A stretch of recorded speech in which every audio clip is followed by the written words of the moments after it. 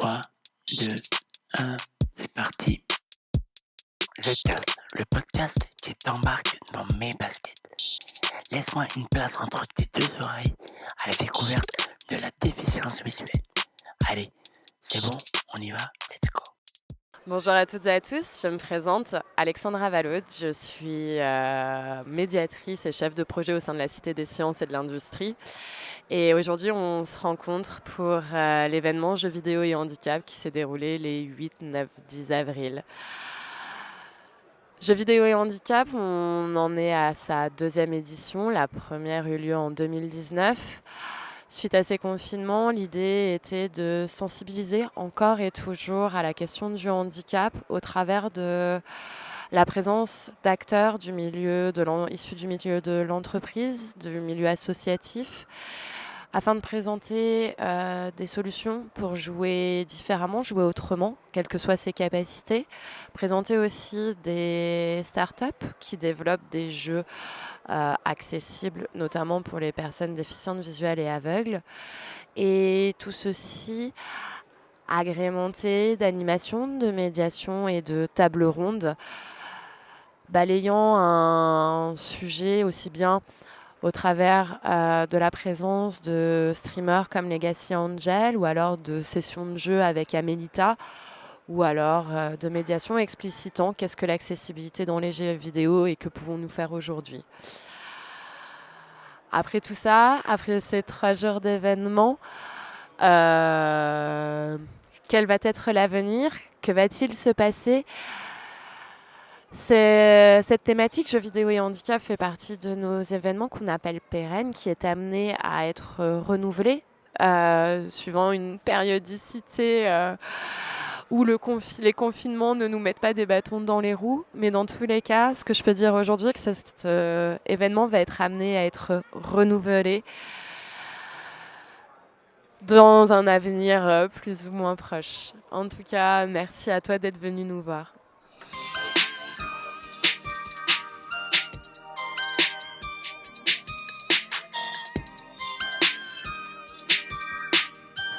Notre société, c'est Artha France, A-R-T-H-A, plus loin France. On a un site, donc le nom de domaine c'est .com. Alors, on développe un dispositif pour aider les non-voyants à percevoir le relief de leur environnement. Plus précisément, on développe une ceinture avec un petit écran dans le dos qui va aller dessiner des images dans la peau du dos, donc au niveau des lombaires, donc ces petits picots qui rentrent et qui sortent, un peu comme du braille, donc ça sort de quelques millimètres. Et comme ça, on peut sentir la forme de ce qui est en face de nous. Donc si on est face à un mur, on va sentir une forme plane en face de nous. S'il est à notre gauche, on va sentir à notre gauche une forme plane un peu parallèle à nous. Et donc c'est vraiment le relief, donc on sent chaque objet, sa position dans l'environnement et sa distance par rapport à nous. Alors le premier usage, c'est pour se déplacer au quotidien, donc pouvoir compléter la canne, pouvoir avoir de la vision en hauteur. Donc, par exemple, voir les panneaux, les volets, et puis un peu mieux s'aider à se représenter l'environnement, parce que comme ça, on ne voit pas uniquement à la hauteur de la canne, mais à toute hauteur. Et donc on peut se repérer, trouver très facilement une porte. Et puis aussi, toutes les autres applications, c'est comme ça permet de marcher dans l'extérieur, ça marche aussi dans les jeux vidéo. Donc on se connecte à un ordinateur et ça permet de jouer à la plupart des jeux en 3D. Donc après, il faut juste adapter la distance de vue, donc ce qu'on veut voir. Et aussi, là, la semaine dernière, on a fait des tests en voiture, qu'on a conduit dans une prairie. Donc ça marchait très bien avec. Il y avait un fil à suivre au sol. Et donc l'objectif, c'était de faire des tours le plus rapidement possible. On était à la limite du véhicule, c'était avec une petite C1, donc c'est pas terrible pour rouler dans une prairie. Donc on est vraiment à la limite, on entend les voitures qui cognaient contre le sol parce que c'est pas du tout plat. Donc là, dans quelques semaines, on va aller faire des tests sur un vrai circuit de voiture. Donc là, on pourra aller beaucoup plus vite et on aura une petite voiture de course. Et ça fait 2 ans et demi qu'on teste ça en extérieur. Donc on se promène dans la rue, dans les parcs publics et dans les bâtiments intérieurs. L'idéal, c'est vraiment l'extérieur parce que c'est beaucoup plus vaste, alors qu'en intérieur, il faut, sauf dans des environnements comme ici où c'est géant, mais il faut que ce soit un peu dégagé pour avoir plus de précision dans la perception. Donc c'est l'idéal pour se déplacer quand des couloirs font au moins 2 mètres de large. Et là, c'est très agréable parce que c'est très facile de se promener droit, on n'a pas besoin de balayer avec la canne si on sait qu'il n'y a pas d'obstacle au sol. Et on peut tenir une conversation tout en se promenant sans difficulté. Alors la caméra, elle repère jusqu'à Ça dépend des environnements, mais jusqu'à 50 mètres. Mais nous, on n'affiche pas jusqu'à 50 mètres parce que sinon, ça ferait trop d'informations affichées. Donc au début, quand quelqu'un n'est pas habitué, on met une vision à peu près à 2 mètres. Et plus la personne a l'habitude, donc s'il a déjà marché une demi-heure, 1 heure avec, on augmente peu à peu la distance de vue. Et quelqu'un de très entraîné peut mettre une vision à 10 mètres de distance. Et comme ça, il peut vraiment anticiper les obstacles et se déplacer à un très bon rythme. Dans notre futur, on a fait des tests à vélo et pour l'instant c'était un peu difficile de pouvoir suffisamment anticiper. Mais du coup, c'est pouvoir vraiment faire un maximum de sport avec notre dispositif parce que les sports, c'est le domaine qui est le plus exigeant. Donc si ça marche dans ces cas extrêmes, ça marchera vraiment dans tous les cas particuliers. Donc là, on a un affichage qui est l'équivalent d'un vieux téléphone d'un 3310, donc c'est vraiment une mauvaise qualité. Nous, notre objectif, c'est d'augmenter peu à peu la qualité d'affichage, d'augmenter peu à peu les pixels, et pour arriver à vraiment à simplifier le quotidien des non-voyants et pouvoir réduire surtout leur taux de chômage, parce qu'il y a 50% des non-voyants qui sont au chômage. Donc si ça leur permet d'accéder à beaucoup plus d'emplois, c'est vraiment le jackpot pour nous.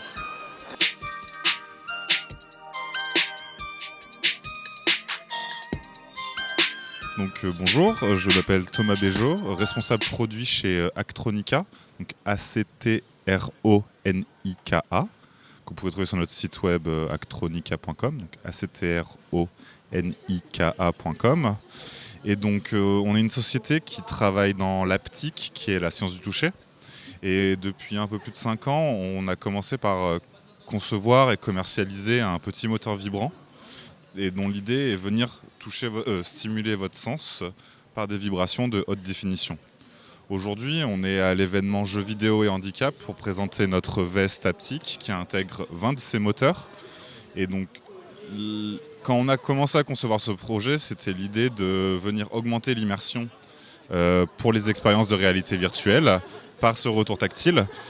Mais au-delà de la VR et de toutes ces applications, l'haptique prend son sens car ça devient aujourd'hui un médium suffisamment riche pour transmettre de l'information par le toucher, de façon intuitive. Et c'est pour ça aussi, dans nos autres activités, on s'intéresse aussi aux personnes dans des situations de handicap plutôt sensorielles, par exemple des personnes malvoyantes ou malentendantes, dans le sens où on va pouvoir utiliser ce retour tactile pour transmettre une information qui pourrait être complémentaire avec vos autres sens. Par exemple, on collabore avec une société qui s'appelle Panda Guide et qui développe un dispositif de tourcou. Et on intègre de l'haptique là-dedans pour permettre aux personnes malvoyantes de anticiper dans leurs déplacements des obstacles dans leur vie de tous les jours. Et aujourd'hui, on commence un nouveau produit qui est encore à l'état au balbutiement, mais qui va s'adresser plutôt à des malentendants. Et l'idée, c'est de leur donner par des retours tactiles le moyen d'apprécier du contenu musical sonore. Donc c'est des petites vibrations qu'on va recréer. En fait, les moteurs qu'on produit sont assez similaires à des haut-parleurs, dans le sens où c'est une bobine, un aimant qui va venir être en mouvement. Et quand un haut-parleur en fait, va chercher à bouger l'air par sa membrane, nous en fait, on cherche à concentrer ce mouvement qui va créer des vibrations dans les objets. Et donc là, dans la veste, on a intégré 20 tout autour du torse et on a créé toute une solution logicielle et matérielle qui permettent aux développeurs, aux créateurs d'expériences d'ajouter cette composante tactile dans leurs expériences. Nous, quand l'entreprise a été créée, ça a été créé aussi à l'issue des travaux de recherche d'un de nos cofondateurs, Vincent Hayward, qui travaille depuis plus de 30 ans dans le milieu. Et c'était la volonté de notre CTO et lui d'amener cette technologie sur le marché. Et en fait, moi, quand j'ai commencé, j'ai assez rapidement vu tout le potentiel qu'il y avait, que ce soit d'un point de vue immersif, expérience et aussi accessibilité. Et aujourd'hui, notre objectif, c'est vraiment de pousser, de la promouvoir auprès de chacun pour voir tout le potentiel. Ça peut aider des gens, ça a un but informatif et ça permet en fait d'augmenter l'expérience utilisateur qu'on a avec du matériel. Là, aujourd'hui, notre principal objectif, c'est d'industrialiser tout ce qu'on produit, de sorte à ce que ça soit plus accessible à chacun qui puisse l'acheter et aussi que ça soit abordable. Ça, c'est en tant que start-up, aujourd'hui, on est une petite équipe de 20 personnes et le but, c'est de se mettre à l'échelle pour justement aborder un marché assez large.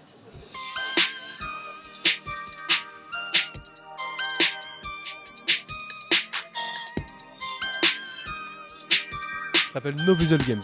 Alors No, N-O, Visual, V-I-S-A-U-A-L, Games, G-A-M-E-S. Et nous, on fait des jeux vidéo 100% audio. En fait, on est des jeunes étudiants qu'on a eu, enfin des anciens étudiants, qu'on a eu une idée, c'était de faire, au début c'était une canne qui était un peu plus poussée, une canne GPS, pour que quand il y a des travaux, ça puisse indiquer aux personnes en déficience visuelle qu'il y a des travaux, il faudra contourner par ce chemin-là. Sauf que ça, il fallait des technologies un peu plus poussées, et surtout on était encore étudiants, encore au début de nos années. Et là, il y a mon camarade Philippe qui a regardé une bande-annonce de jeux vidéo. Et là, dans notre tête, tout s'est mélangé, on a eu ce déclic-là, pourquoi pas faire un jeu vidéo pour non et malvoyants. Et d'où cette idée-là qu'on a poussée. Et maintenant, nous sommes ici, dans ce forum de Cité des Sciences, pour présenter notre première version de notre jeu. Alors, notre jeu peut être utilisé à la maison, dans son canapé. Plutôt que de regarder au lieu de regarder une série ou un film, on peut vivre une aventure dont on est le héros, tout en étant tranquillement chez soi. On peut aussi, bon là, ça nécessite un bon équipement, donc un bon casque qui isole bien le bruit ambiant, jouer dans le train lorsqu'on entend une réunion, ou voilà, ou tout simplement si on n'a pas envie de travailler au travail. C'est à peu près. On peut jouer en fait vraiment partout. Parce que ça joue au son, on peut jouer vraiment partout, on n'est pas obligé d'avoir son téléphone devant soi, on peut l'avoir juste dans la main.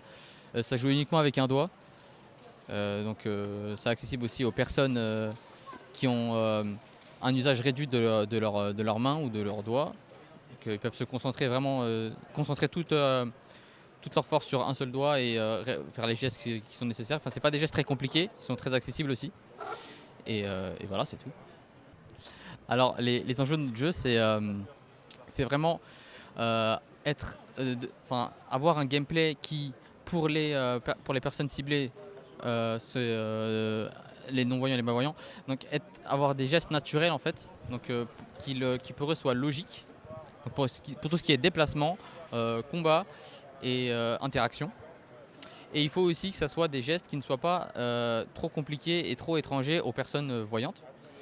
Donc qui souhaitent découvrir une nouvelle expérience de jeu et vivre l'aventure de l'œil blanc. Et bien sûr, avoir un environnement sonore riche, donc des sons ambiants, beaucoup de sons ambiants, beaucoup de détails pour permettre en fait aux personnes de cartographier l'endroit où ils se trouvent et de se repérer. Et notre but, c'est de créer en fait un univers proche de la réalité, tout en étant dans un monde fantastique. Alors notre futur, ce serait déjà de finaliser la première version de notre jeu, donc de la peaufiner au maximum pour sortir une version de qualité, avec doublée par des acteurs, parce qu'actuellement c'est une version de développement, elle est en cours de développement, et c'est nous qui faisons le doublage, donc le jeu d'acteur est pas top. Et ça serait l'objectif à court terme, et à long terme, ça serait de sortir tout le contenu du jeu qu'on a prévu. Donc on a prévu, en plus de la première partie qui sera gratuite, 4 parties supplémentaires. Donc c'est 4 chapitres et ils feront tous à peu près 2 heures de jeu. Et voilà, c'est ça notre objectif final. Bon, en tout cas, nous, je vais rajouter que notre ambition, c'est vraiment d'être la référence dans des jeux accessibles et qu'on va vraiment sortir beaucoup de jeux pour permettre aux personnes en déficience visuelle ou pas que, aux autistes, à avoir un panel de jeux possible au futur et s'épanouir dans ce divertissement que nous-mêmes, un peu s'épanouir quand on était enfant. Tu as aimé l'épisode?